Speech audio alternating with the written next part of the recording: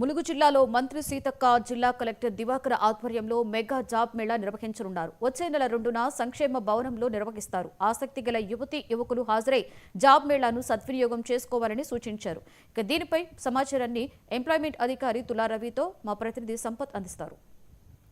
ములుగు జిల్లాలో ప్రస్తుతానికి మనం చూసుకున్నట్లయితే 50 నిరుద్యోగులకు 50 ఉద్యోగ అవకాశాలు పడాయని చెప్పి ఈ మధ్య కాలంలో ములుగు జిల్లా ఎంప్లాయ్మెంట్ ఆఫీసర్ తులా రవి గారు ఒక ప్రకటన చేయడం జరిగింది.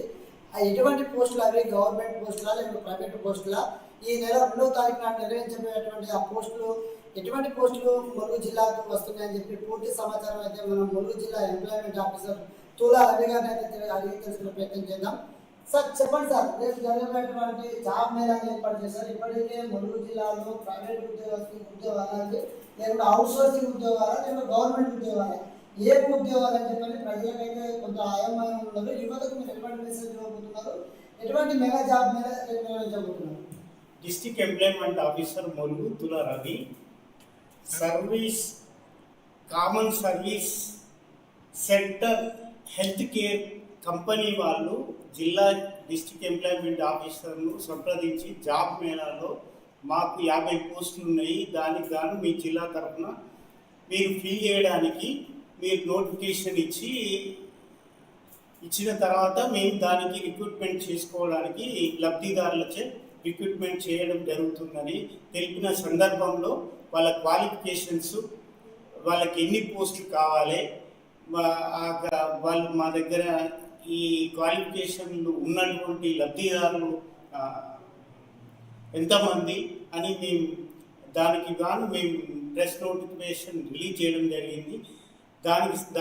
ఈ ప్రెస్ నోటిఫికేషన్ సందర్భంలో మనం రేపు 50 పోస్టులకు గాను 2వ తారీఖు interviews common service centre health care department private organization ద్వారా మనం ఇంటర్వ్యూస్ అది చేయడం జరుగుతుంది.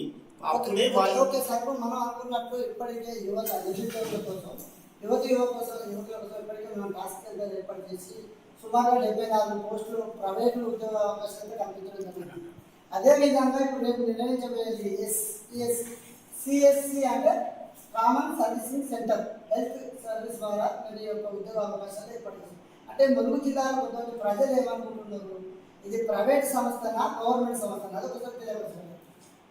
ఇట్లాంటి కామన్ హెల్త్ కేర్ సెంటర్ ద్వారా నిర్వహించబడినటువంటి పోస్టులు పూర్తిగా ప్రైవేట్ ఆర్గనైజేషన్ నుండి టేకప్ చేయడం జరుగుతుంది.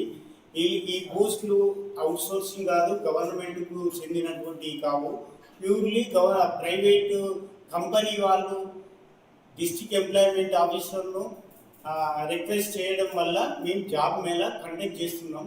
ఓకే, ఈ ఇంటర్వ్యూ ఎక్కడ నిర్వహిస్తున్నారు? ఇంటర్వ్యూకి ఎవరెవరు హాజరవుతున్నారు?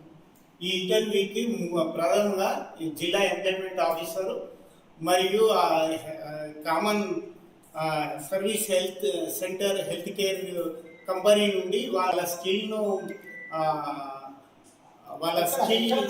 ఇక్కడ మా సంక్షేమ భవన్లో వాళ్ళందరూ హాజరుపరచడం జరిగింది.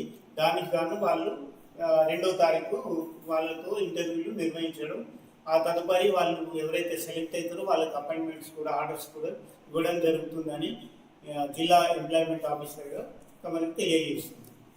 Okay right. మనం చెప్పుకున్నట్లయితే ఈ మధ్య కాలంలో జిల్లా ఎంప్లాయ్మెంట్ ఆఫీసర్ ఇచ్చినటువంటి సమాచారం ఎవరైతే ములుగు జిల్లా ప్రజలు నిరుద్యోగులు యువకులు డిగ్రీ పూర్తి చేసుకున్న ప్రతి యువకులు సద్వినియోగం చేసుకోవాల్సిన విషయం ఏమిటంటే ప్రైవేటు సిఎస్సి అంటే కామన్ సర్వీస్ సెంటర్ హెల్త్ వారికి సంబంధించినటువంటి ప్రైవేట్ సంస్థ ద్వారా ఈ యొక్క జాబ్ మేళా నిర్వహించడం జరిగింది.